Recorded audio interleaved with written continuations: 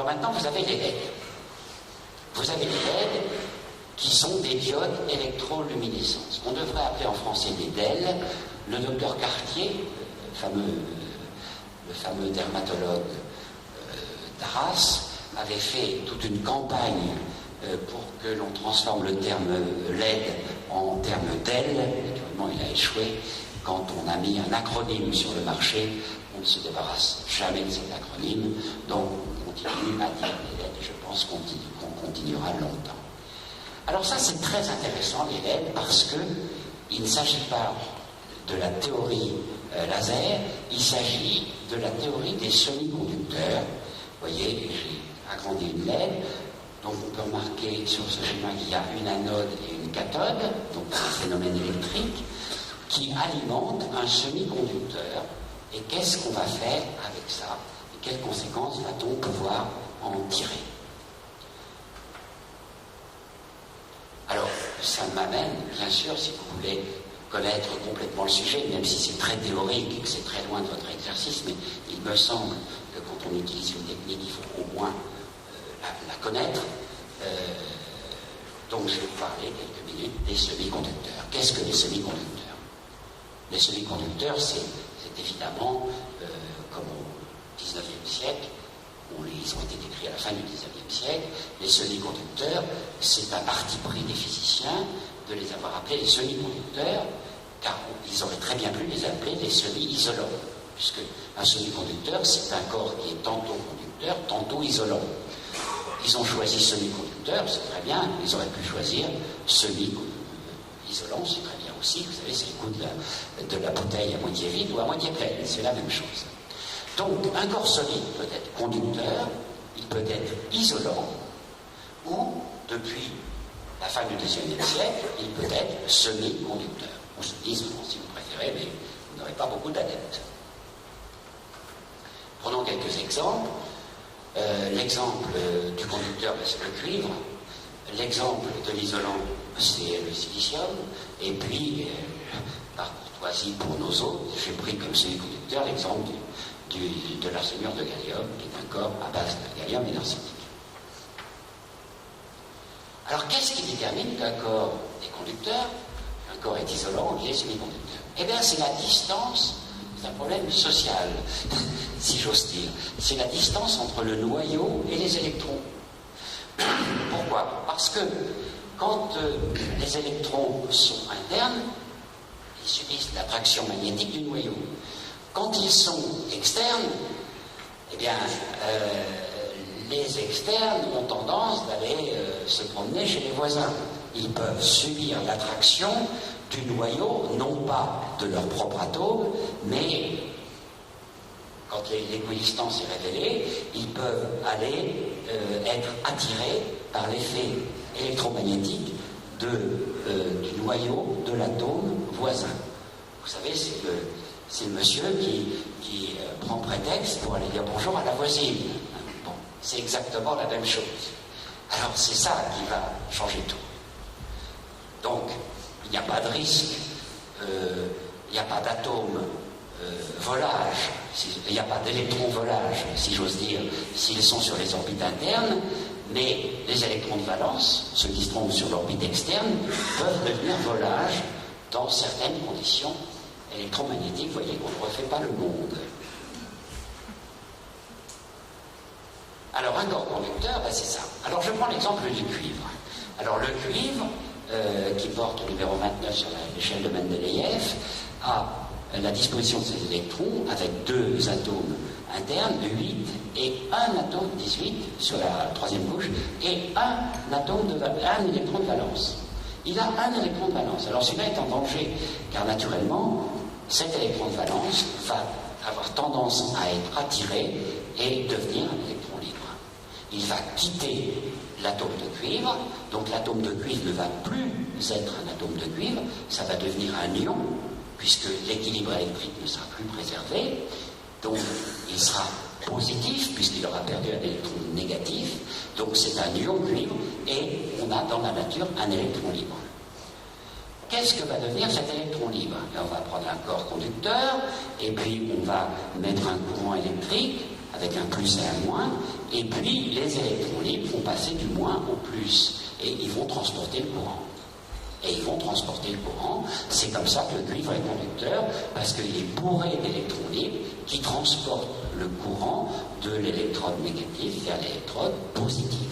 C'est donc un corps ultra-conducteur, parce qu'à chaque fois qu'on voit un atome de cuivre, son électron de valence est en danger, il a tendance à devenir libre, et cette liberté va permettre d'en faire un transporteur de courant électrique. Le silicium. Alors le corps isolant, j'ai pris le silicium. Alors ça, le silicium, c'est pas le cuivre est un matériel volage, tandis que le silicium est un matériel sérieux.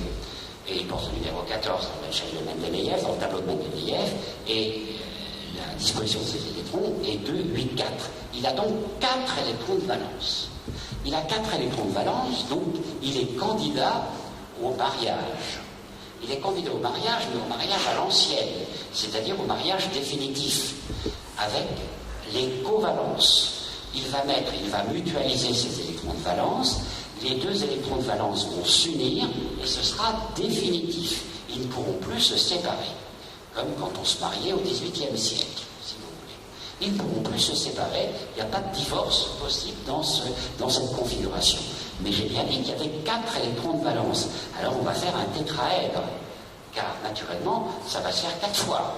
Et on va unir ces 4 électrons de valence, ce qui va unir 4 atomes et former ce tétraèdre qui est définitif. Il n'y a donc absolument pas d'électrons libres possible pour faire passer un courant.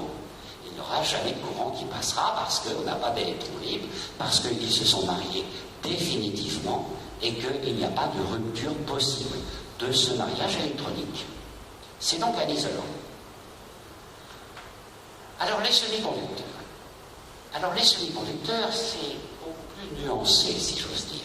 Bon, j'ai pris l'arsenure de gallium parce que c'est ce qui est les LED qui sont ici. J'aurais pu prendre un autre exemple, mais par courtoisie, je vais quand même parler des leurs. Donc l'arsenic a 5 électrons de valence, c'est énorme. Le gallium a 3 électrons de valence. Alors que va-t-on faire avec tout ça? Je fais une représentation purement mathématique, c'est-à-dire que j'ai un atome dans lequel il y a des charges électriques positives au niveau du noyau et des électrons négatifs. Le statut électrique est donc neutre. Cet atome est neutre, il a autant de positifs que de négatifs. Je vais provoquer une rupture et faire un électron libre. Si je fais un électron libre, d'abord, je fabrique ce que les physiciens appellent un trou électronique, c'est-à-dire qu'il y a une place vacante, mais mon statut électrique a changé. Il est devenu positif. Il est devenu positif parce que j'ai plus de protons que d'électrons.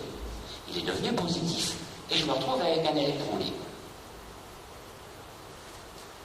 Alors, ceci va déterminer 2 types de montage possibles. J'ai des semi-conducteurs de type N qui ont beaucoup d'électrons, et j'ai des semi-conducteurs de type P qui, eux, ont beaucoup de trous électroniques. Autrement dit, j'ai des semi-conducteurs qui ont absorbé des électrons et qui sont donneurs d'électrons, et puis j'ai des semi-conducteurs de type P qui, eux, se sont fait piquer beaucoup d'électrons libres et qui ont des trous électroniques qui sont disponibles. Bien, continuons notre démonstration. Ça ne va pas être long, rassurez-vous. Je vais accroître le phénomène parce que j'ai besoin de beaucoup d'énergie. En médecine, on a besoin d'énergie pour travailler. Alors je vais doper. Non seulement j'avais un semi-conducteur de type N qui avait déjà beaucoup d'électrons, mais je vais le marier avec un autre atome qui a beaucoup d'électrons de valence et qui va lui en donner encore davantage. Je vais prendre l'aluminium. Je rappelle que l'aluminium est pentavalent. Il a 5 électrons de valence. Donc je me retrouve avec un montage où j'ai un semi-conducteur de type N qui a été dopé à l'aluminium, qui est donc bourré d'électrons susceptibles d'être donnés, et puis j'ai toujours mon pauvre semi-conducteur de type P qui lui a des trous électroniques et qui est prêt à recevoir des invités. Alors, que vais-je faire? Eh bien, je vais créer une jonction. Vous savez, ce que je décris là, c'est le problème de l'émigration. Je vais créer une jonction.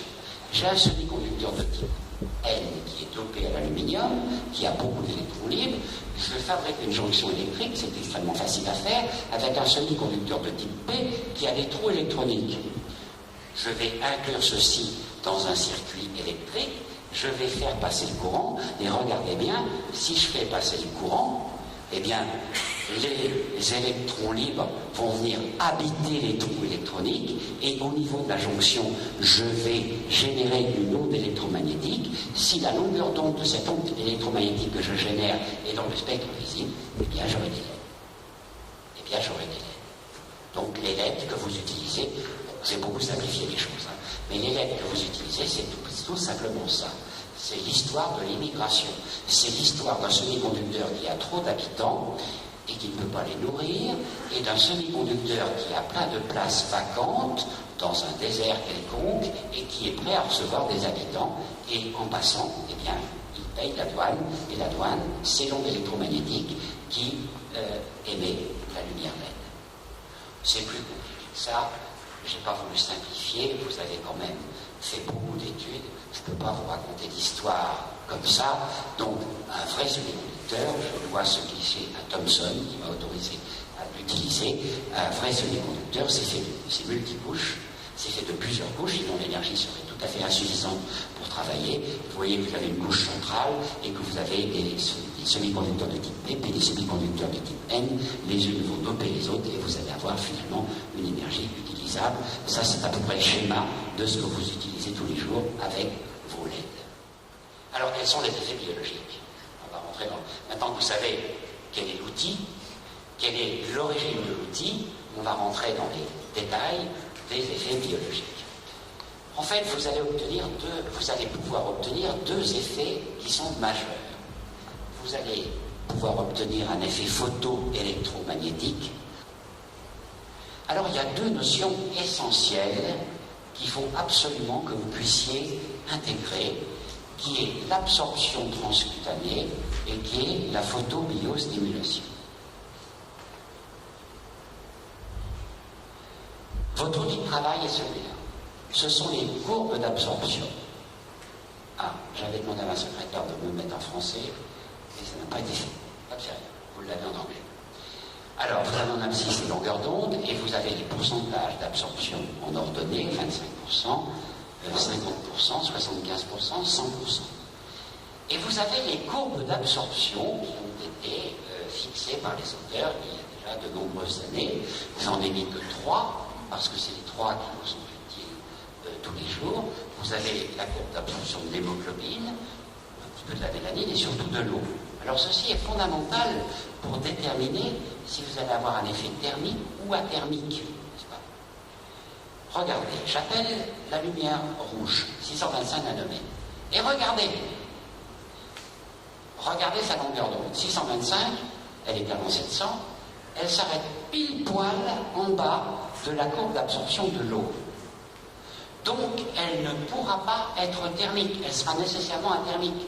Le corps est fait à 72% d'eau. Si on veut avoir un effet bistouri, il faut mettre l'eau en ébullition pour couper, et dans ce cas-là, il faut dépasser cette courbe. C'est pour ça qu'un bistouri laser est à 10 600 nanomètres. 10 600 nanomètres, il fait bouillir l'eau. Si on fait bouillir l'eau, on coupe le tissu. Donc là, on est bien en bas de la courbe d'absorption de l'eau. Donc on ne va pas avoir d'effet d'échauffement. Donc on ne va pas avoir d'effet thermique. Il faudra se contenter, et c'est exprès, de l'effet électromagnétique. Et il sera très peu absorbé par l'hémoglobine. J'appelle le jaune, parce que c'est une lumière qui est très utilisée, à 580, et là, vous voyez, c'est absorbé par l'hémoglobine, et c'est pas non plus absorbé par l'eau. Et puis j'appelle le bleu, alors le bleu qui est très utilisé aussi en médecine, vous voyez, alors là, c'est pas du tout absorbé par l'eau et pas beaucoup par l'hémoglobine. Donc on aura 3 situations différentes. Donc cette courbe d'absorption que je me propose de vous fournir, si elle vous intéresse, eh bien notre outil de tous les jours, parce qu'en fonction de la longueur d'onde que vous utilisez, vous savez très exactement par quelle structure vous allez faire absorber l'énergie. Donc intéressez-vous aux courbes d'absorption.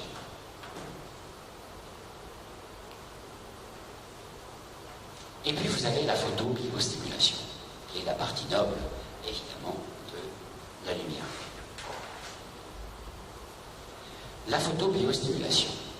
Alors là, vous avez plusieurs possibilités d'indication.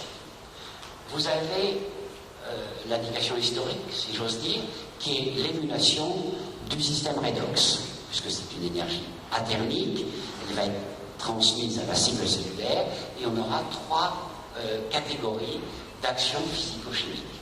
On aura l'émulation du redox. Rappelez-vous de vos études, le redox, ça doit vous dire quelque chose.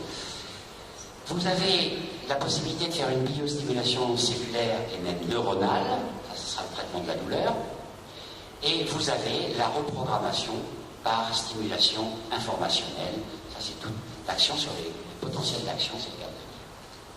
Donc, voilà, globalement, vous avez les trois indications d'Hélène, le redox, la biostimulation cellulaire et neuronale, et la reprogrammation par stimulation information. Comme je suis à peu près certain que vous avez beaucoup oublié de choses sur le redox, je vais vous rafraîchir la mémoire. Émulation du système redox.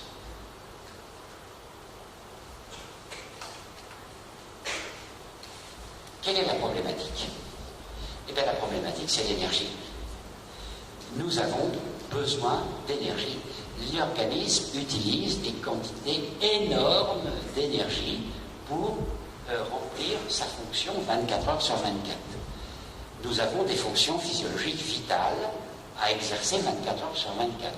Le système cardiovasculaire, le système respiratoire, tout ça, ça coûte en termes de carburant. Vous êtes d'accord? Nous devons aussi vivre tous les jours. Nous devons marcher, monter des escaliers, travailler. Le travail musculaire coûte une énergie considérable. Et puis nous avons beaucoup de métabolisme à assurer, hépatique, rénal et cutané. Nous sommes ici dans l'antial, tout ça, ça coûte cher en termes d'énergie. Il faut mettre du carburant. Fort heureusement, l'organisme est bien fait, car il pourrait y avoir 36 énergies, mais il n'y en a qu'une, c'est l'adénosine triphosphate. C'est l'ATP. C'est l'ATP. Mais on peut se rassurer en disant qu'on n'a qu'une seule énergie à utiliser, c'est l'ATP, mais on peut se lamenter en disant que cette énergie provient du système redox, mais qu'on en a besoin de 60 kg par jour. On a besoin de 60 kg d'ATP par 24 heures. Et on ne peut pas avoir un sac à dos avec 60 kg d'ATP. Il faut la fabriquer et la renouveler en permanence. Et c'est la fonction du système redox. C'est également, on va le voir, une erreur de langage, mais enfin qui nous a été imposée par les Américains. Le redox, autrement dit, c'est le système d'oxydoréduction qui gère l'énergie cellulaire. Ça devrait s'appeler l'OXRED. Bon, ça devrait s'appeler l'OXRED. Nos amis outre-Atlantique en ont décidé autrement. Ils ont décidé que ça s'appelait redox. Bon, alors disons redox en sachant que c'est OXRED. Alors ce système redox, eh bien, c'est la capacité d'effectuer un travail, soit après stockage, on peut mettre de l'énergie en réserve, et c'est l'énergie qui devient une énergie potentielle, et on peut la gérer directement, c'est l'énergie cinétique. Bien, on a les deux. On a quand même une petite possibilité de stockage d'ATP. Alors c'est pas facile à expliquer, j'ai donc trouvé un dessin humoristique dans un livre de physiologie américain qui est pourtant très très sérieux, mais qu'on n'a pas trouvé d'autres solutions pour l'expliquer. Alors voilà, j'ai un petit bonhomme en haut de la montagne avec un ballon, et il représente une énergie potentielle. Bien que il avait fallu auparavant une énergie cinétique pour monter ce ballon en haut de la montagne. Et puis quand il va lâcher ce ballon, et bien ce ballon, en dévalant la vallée, va produire une énergie cinétique. Donc j'ai quand même une dichotomie entre l'énergie potentielle, les quelques grammes d'ATP que je peux mettre en réserve, et l'énergie cinétique que j'utilise en permanence. Comment vais-je pouvoir gérer cette énergie par le redox? Eh bien, c'est le système d'oxydoréduction. Je ne vais pas refaire l'histoire. C'est transféré par des électrons. Quand un atome perd un électron, il y a un phénomène d'oxydation. Quand il gagne un électron sur le voisin, c'est le même de réduction. Donc, on va jouer en permanence sur l'oxydation par perte d'électrons et la réduction par gain d'électrons. Bon, vous connaissiez ça très bien, puisque vous l'avez étudié, mais c'était peut-être il y a un petit moment. Où est-ce que ça se gère, tout ça? Eh bien, ça se gère dans les mitochondries. Vous le savez, ça se gère dans les mitochondries, c'est ce que les auteurs du XIXe siècle avaient appelé à tort la respiration cellulaire. Ça n'a vraiment rien à voir avec la respiration. Donc, qu'est-ce que c'est qu'une mitochondrie? Ben, c'est ce que les physiologistes appellent un état dans l'état.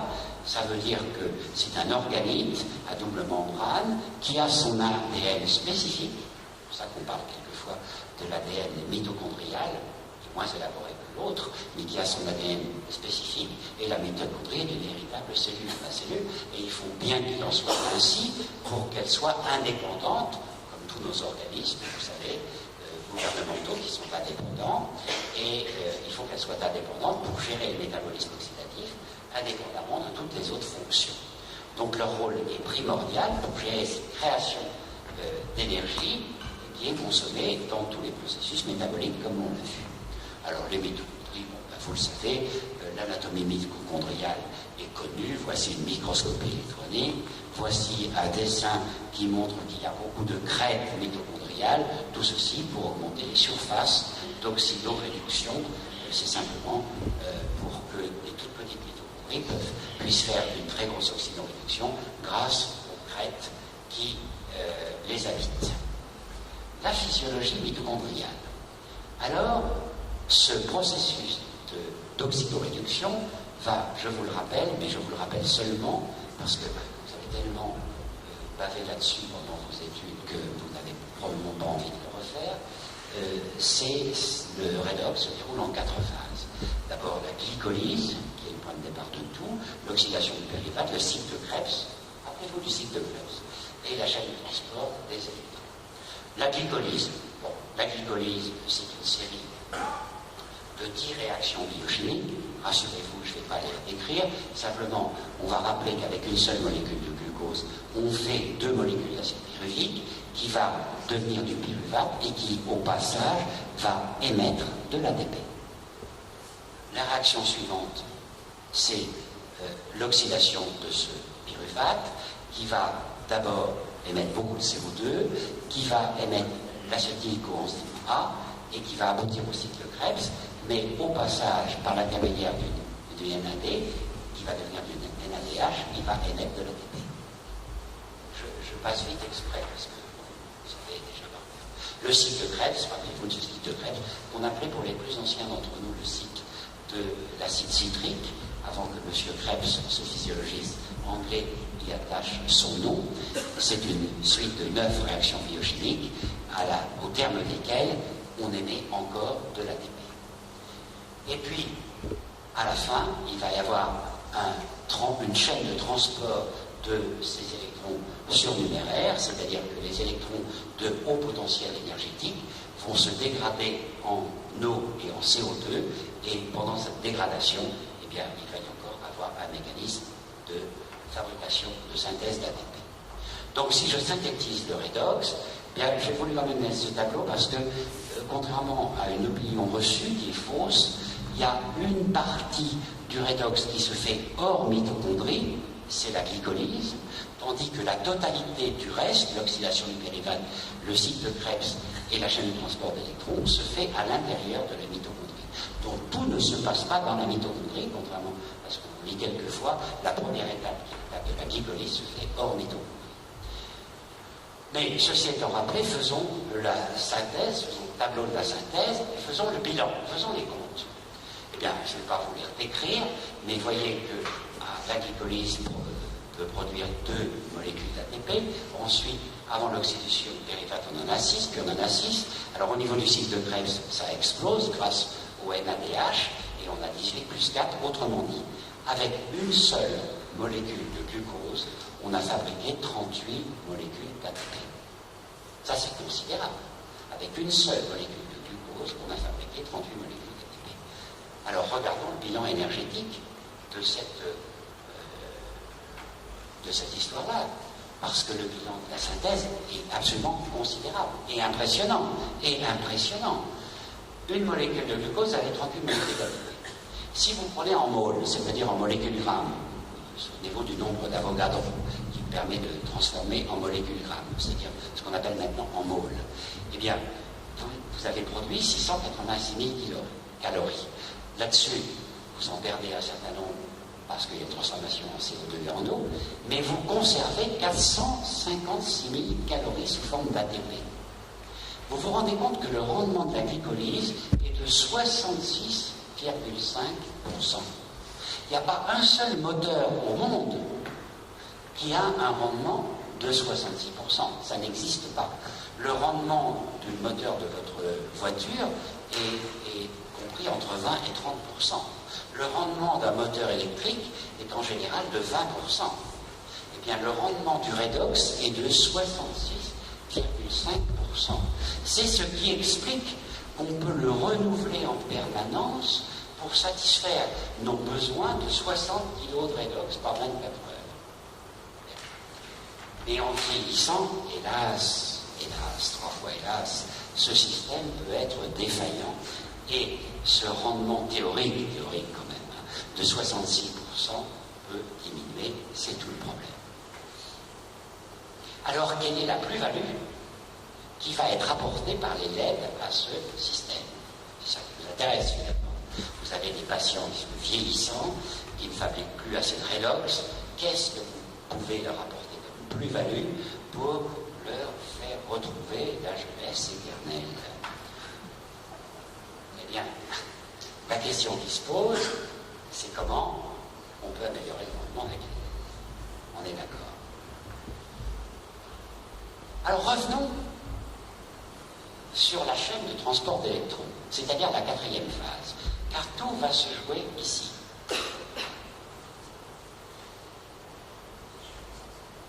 Je rappelle ce schéma où dans la 4e phase, les molécules de haute énergie se dégradent en eau et en CO2 en produisant de l'ATP. Alors regardons ce qui se passe au niveau du schéma hématolytique de la membrane cellulaire. Vous avez la membrane cellulaire avec ses 2 couches lipidiques que vous connaissez bien, au cours desquelles, avec les potentiels d'action, il y a les échanges ioniques. Alors ça peut vous paraître très théorique, mais je vous signale quand même que ce schéma est du niveau de la classe de seconde. Donc c'est quand même quelque chose qui doit vous rappeler. Alors, vous avez un premier complexe, les hydrogénases, vous avez le deuxième, et vous avez le complexe 3, vous avez le 4 avec la cytochromexydase, et vous avez la synthèse de l'ATP. Pourquoi je vous montre ça? Parce que, voilà, je vous suggère de vous arrêter sur le complexe 4, qui est le complexe de la cytochromoxydase. Je vais le grossir en microscopie électronique. Voilà, c'est l'explication, c'est une protéine transmembranaire qui représente l'élément essentiel pour la chaîne respiratoire mitochondriale. Voilà, en microscopie électronique, ça donne ça. Vous n'y voyez pas grand-chose, donc je vais vous dire ce qu'il faut voir. Voilà, il faut voir cette portion. Et si vous regardez cette portion, et si on la grossit, qu'est-ce que je découvre? Qu'est-ce que je découvre? Je découvre que dans ce complexe de cytochromoxydase, il y a 2 atomes de cuivre. Ça doit vous rappeler quelque chose sur ce que je vous ai dit sur les corps conducteurs. Vous avez 2 atomes de cuivre. Alors si vous avez 2 atomes de cuivre, que l'on identifie parfaitement sur ce grossissement de la microscopie électronique, eh bien qu'est-ce que ça va nous apporter? Ça va nous apporter qu'ils sont stimulables par une énergie photonique externe. J'ai plus qu'à mettre mes LED et je fabrique de l'électricité en Wi-Fi, si j'ose dire. Puisque j'ai 2 atomes de cuivre, je n'aurai pas de récepteur, j'aurai pas de solution, ça servirait à rien. Je ne peux travailler avec les LED que parce que j'ai des récepteurs qui sont du cuivre, un petit peu plus ferme, mais surtout du cuivre, dans ce complexe 4 de la cytochromoxydase. Et revoyez ce schéma du corps conducteur qui est le cuivre.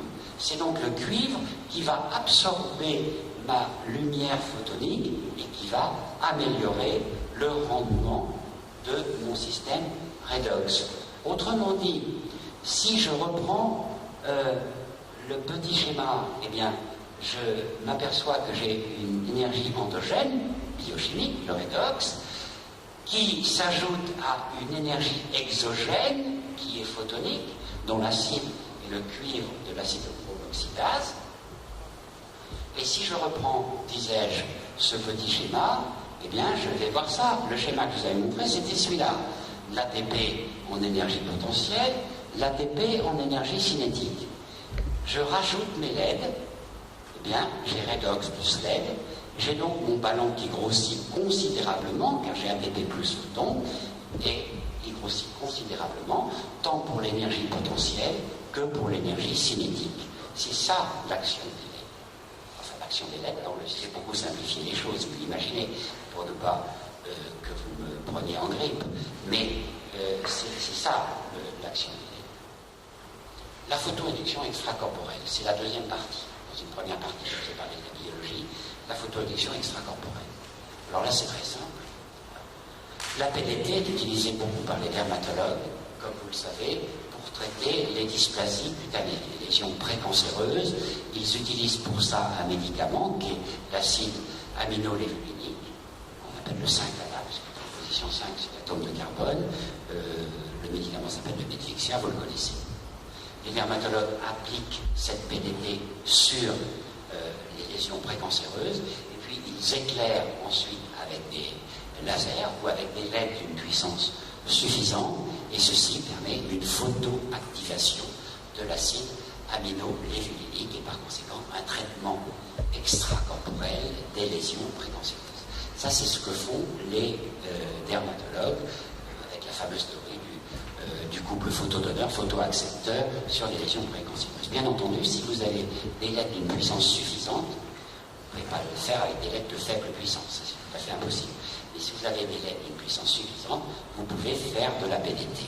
Mais vous pouvez aussi vous intéresser à la version esthétique de la PDT qui s'appelle, alors ça je ne sais pas qui a inventé le nom, mais c'était vraiment quelqu'un qui cherchait la petite bête, la photoinduction extracorporelle.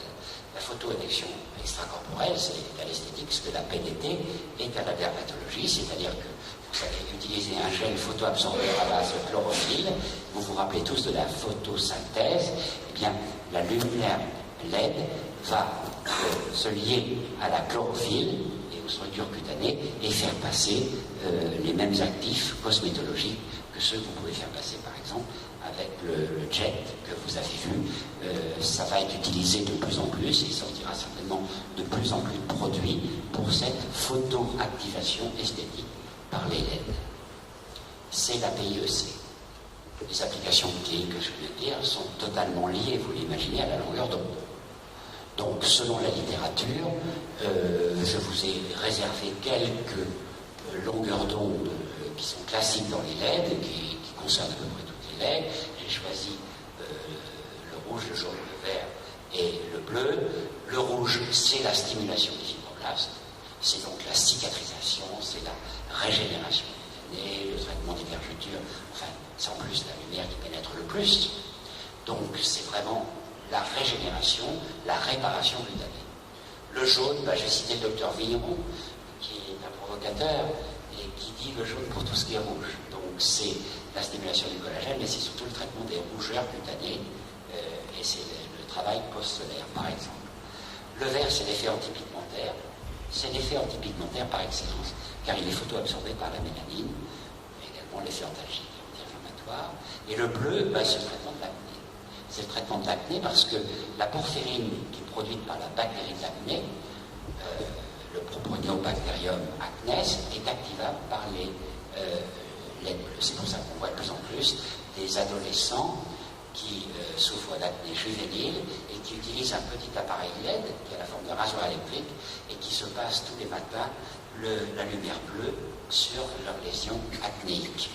Mais ça c'est personnel qui doit être complété par un traitement professionnel que vous pouvez pratiquer, c'est-à-dire avec une photoactivation d'un niveau beaucoup plus important, mais surtout une réparation en rouge des lésions post-acné. Alors, si vous achetez des LED, ayez 4 exigences de qualité. quand vous achetez les LED, vous avez 4 questions à poser au vendeur. Je le dis avec sérénité devant ces messieurs qui me surveillent comme du lait sur le feu, car le hasard des choses fait que les appareils qu'ils vendent répondent à ces 4 exigences. Sinon, je ne pourrais pas parler librement, vous imaginez. N'achetez pas de LED qui ne soit pas garanti sans UV. N'achetez pas de LED qui ne soit pas garanti sans UV. Exigez qu'on vous le dise, qu'on vous l'écrive, sont des LED garantis sans UV. Essayez de connaître la marque des LED, pas la marque de l'appareil, la marque des LED qui l'équipe. J'en parle avec d'autant plus de facilité que l'appareil qui vous est présenté ici est équipé de LED de marque Osram. Osram est la première marque du monde, c'est une marque allemande, et naturellement les LED Osram sont garantis sans UV. Mais attention à d'autres que naturellement la charité m'interdit de citer, qui vendent des LED avec UV. Je faisais mon enseignement il y a une dizaine de jours à Taïwan, et à Taïwan j'ai vu vendre des LED au kilo pour éviter de les compter. Et c'était évidemment bourré d'UV, avec tous les effets délétères que vous connaissez sur le noyau de la cellule. Donc exigez des LED garantis sans UV. Si c'est Osram, c'est la meilleure solution, puisque c'est la première marque du monde. N'achetez que des LED CMS, ou SMD si vous préférez le dire en anglais. CMS, ça veut dire composant monté en surface. Ça veut dire que l'abrasure de la base de la LED est directement soudée sur la carte magnétique. Et naturellement, il n'y a pas de déperdition énergétique. SMD, c'est Single Mounted Device. Bon. Mais exigez des LED CMS. Parce que les LED, ça sert à tout. Le marché médical des LED, c'est 5%. 95% des LED, c'est l'éclairage. L'éclairage de votre salon, l'éclairage de la planche de bord de votre voiture, l'éclairage de tout ce que vous voulez. Et là, s'il y a des UV, c'est pas très grave, parce que c'est pas direct. Si c'est pas CMS, c'est pas direct, puisque le rendement énergétique n'est pas primordial. Pour vous, le rendement énergétique est primordial, pour ne pas perdre votre temps. Donc, n'achetez que des LED CMS. Exigez des LED dont l'angle d'émission est de 120 degrés. Sinon, vous allez devoir faire surface par surface. À 120 degrés, vous irradiez une surface réaliste. Donc, exigez un angle d'émission de 120 degrés. En plus, il se recouvre quand il y en a plusieurs. Et exigez un IRC supérieur à 90. L'IRC, c'est l'indice de rendu des couleurs. C'est l'étude spectroscopique, excusez-moi, d'une couleur pour chaque couleur. Comment dire ça simplement? Quand vous rentrez dans un tunnel autoroutier, vous avez une lumière un peu blafarde qui ne vous éblouit pas, qui vous permet simplement de vous repérer. Et bien, ces lumières ont un IRC de 20 à peu près, de 20 à 30. C'est exprès, c'est pour ne pas qu'il y ait d'éblouissement, mais que néanmoins vous ayez un éclairage et que vous ne soyez pas dans le noir absolu. Alors ça, c'est bien dans un tunnel autoroutier, mais c'est pas bien dans un cabinet médical. Dans un cabinet médical, il faut que le rendement soit maximum. Il faut donc que l'IRC de votre lumière soit supérieur à 90. Voilà, de mon point de vue, ça n'engage que moi, bien sûr. Voilà, de mon point de vue, les 4 conditions que vous devez réunir quand vous faites votre choix. Alors, je vous dis quelques mots pour terminer du concept Regionite, car ces messieurs m'ont prié, bien évidemment, de présenter leur concept, ce que je fais bien volontiers, puisque j'approuve ce qui a été fait. Donc c'est un appareillage assez complet, assez nouveau, qui a 1500 LED par volet, ce qui est beaucoup, ça fait 3024 LED si vous avez les 2 volets. Il y a un écran tactile, il y a 25, ça ils vont vous l'expliquer très bien, il y a 25 programmes préenregistrés. S'ils ne vous conviennent pas, eh bien il y a un programme expert, vous pouvez composer votre propre programme. Vous avez 10 couleurs, alors ce sont des LED RVB. J'ai oublié de le rajouter dans mon tableau parce qu'il me semblait que ça coulait de source et puis je viens de m'apercevoir que ça ne coule pas de source. Donc, je vais modifier mon tableau. Dans la 5e exigence, exiger des LED RVB. Ou RGB, si vous voulez lire en anglais. Parce que dans les anciens systèmes LED, vous aviez des LED monochromatiques où il y avait 3 couleurs. Une rouge, une jaune, une bleue. Et c'était comme les lasers. Vous ne pouviez pas modifier la couleur. C'est terminé depuis 1 an et demi, 2 ans. Maintenant, on n'a que des LED RVB, rouge, vert, bleu, red, green, bleu. Et avec ces LED RVB, eh bien, le mélange électronique peut faire 200 couleurs, 300 couleurs, 2000 couleurs. On peut faire toutes les couleurs de l'arc-en-ciel. Ça ne sert à rien en thérapeutique courante. Mais c'est quand même utile d'avoir 10 couleurs, ce qui est impossible avec les monochromatiques. Donc n'achetez pas de LED monochromatique, n'achetez que des LED polychromatiques RVB qui permettent de faire toutes les couleurs possibles et qui permettent de faire une mise à jour, parce que si un jour un auteur sort une indication tout à fait intéressante sur une couleur donnée, par modification immédiate de la programmation, vous vous retrouvez avec ces couleurs dans votre appareillage. Donc c'est utile d'avoir des LED monochromatiques RVB. Donc ne prenez que des RVB et naturellement rassurez-vous qu'il y a un infrarouge, car l'infrarouge est extrêmement utile. Il y a un amplificateur de photons, il y a une pièce à main. Je vais vous détailler ça très rapidement. Panneaux et couleurs, bon, ben voilà. Alors voilà les couleurs avec les longueurs d'onde qui équipent l'appareil qui est présenté ici. Donc ces messieurs vous le donneront. Vous avez naturellement toutes les nuances possibles de RVB, rouge, orange, jaune, vert, turquoise, bleu, clair, bleu, indigo, magenta et violet. J'attire votre attention sur le magenta. Le magenta est une couleur qui n'existe pas en physique quantique. Il n'existe aucune longueur d'onde qui corresponde au magenta. C'est une couleur de photocopieuse, ce n'est pas une couleur de LED. Le magenta n'existe pas. On l'obtient par mélange à 100% du bleu et du rouge. Mais il n'y a pas de longueur d'onde sur un magenta. C'est un détail de physique quantique. Et puis il y a l'infrarouge qui est à 850. Je pense qu'il vous donne ça. Les caractéristiques. Ah, les caractéristiques sont importantes. Voilà exactement ce qui doit conduire votre choix.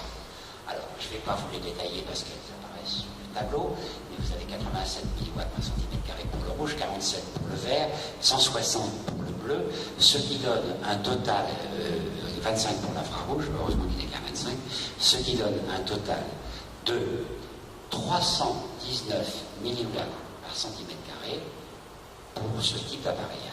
C'est une puissance de feu considérable. Par comparaison, les LED monochromatiques que l'on avait avant, que l'on avait il y a encore moins de 2 ans, étaient des LED à 41 mW par centimètre carré. Autrement dit, le RVB a permis la multiplication de la puissance par 10. Ce qui est le confort du praticien et le confort du patient, parce qu'on passe beaucoup moins de temps. Pensez bien qu'on passe moins de temps pour passer un nombre de joules donné avec 319 mW qu'avec 41. C'est évident. Donc c'est une puissance de feu considérable, qui ne me paraît pas devoir dépasser beaucoup en tout cas. Ça c'est important et ça doit être un élément de votre choix. Vous avez un écran tactile, bon bah ça c'est sympathique parce que ça vous permet d'appeler les programmes qui sont composer votre programme expert, vous sélectionnez ce que vous voulez faire et ces messieurs vous fourniront les exemples de programmes qui correspondent à ce que vous voulez de sélectionner pour l'anti-âge. 3 catégories, pour jeunes, pour matures, pour sensibles, fragiles. Vous avez toutes les séquences, toutes les couleurs qui apparaissent et qui sont appelées automatiquement. Et vous avez la durée de chaque séquence, ce qui fait 15 minutes au total, et vous avez le caractère continu ou impulsionnel avec les fréquences d'impulsion pour chaque séquence. Ça vous permet de savoir très exactement ce que vous faites si vous utilisez les programmes informatisés. Sinon, vous les composez. Alors, l'irradiance, ça c'est important. Parce que le médecin le médecin praticien généralement, qui fait une irradiation LED, il a 2 éléments pour se déterminer. Il se pose la question suivante. Combien de joules est-ce que je veux passer? J'ai lu un article de tel auteur qui, pour telle indication, me recommande de passer 75 joules. Très bien. L'indication en question est accessible à 75 joules. Eh bien, vous affichez 75 joules et l'appareil va calculer automatiquement le temps qu'il faut pour passer 75 joules. Vous n'avez pas de calcul à faire, l'appareil va calculer ça automatiquement. Ah, ça c'est intéressant, parce qu'avant il fallait calculer les joules à partir des milliwatts par centimètre carré, puis il fallait faire l'équation. C'est pas dur de faire l'équation, il fallait faire l'équation pour savoir le temps que ça allait durer. Là, vous avez lu l'article du docteur Fou, que j'ai lu récemment, qui est dermatologue à Nice, et qui dit voilà, pour telle indication, je ne me rappelle plus laquelle, je travaille à 80 joules. Vous affichez 80 joules si vous faites la même chose qu'elle, et l'appareil va vous déterminer très exactement le longtemps que ça durera. Et après, vous n'avez plus rien à faire. À l'inverse, vous dites, voilà, moi, je ne veux pas que ma patiente ou mon patient passe plus de 10 minutes sous les LED. Bon, c'est une donnée, et vous avez parfaitement le droit d'avoir ce type d'exigence.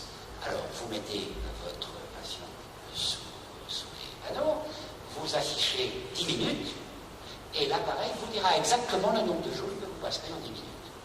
Ça vous convient assez bien, ça ne vous convient pas, ben vous augmentez le temps. Voilà. C'est interactif et c'est très utile en médecine en médecine pratique. Je vous félicite d'avoir fait ça. Le respect des praticiens. Accélérateur de photons. Alors Dieu sait que j'aime pas ça. Dieu sait que j'aime pas ça parce qu'on n'accélère pas les photons. Les photons, c'est la vitesse de la lumière. On va multiplier par 10 puissance 8. Alors, c'est une erreur de langage. On en commet souvent, y compris les physiciens. Alors, en fait, c'est un amplificateur de photons. Donc, tous les panneaux des LED sont, sur le principe de l'accélérateur de particules, équipés d'un amplificateur de photons qui va amplifier la puissance. Alors, c'est agréable en médecine courante, car vous allez avoir une délivrance énergétique très supérieure à celle que vous auriez si vous n'aviez pas cet amplificateur de photons qui porte le nom impropre d'accélérateur. L'intérêt du dispositif, je vais vous le dire, j'ai précédé. Ça augmente le rendement énergétique et ça augmente évidemment le champ magnétique qui a un champ de torsion différent selon les actions de l'énergie. Vous avez une pièce à main.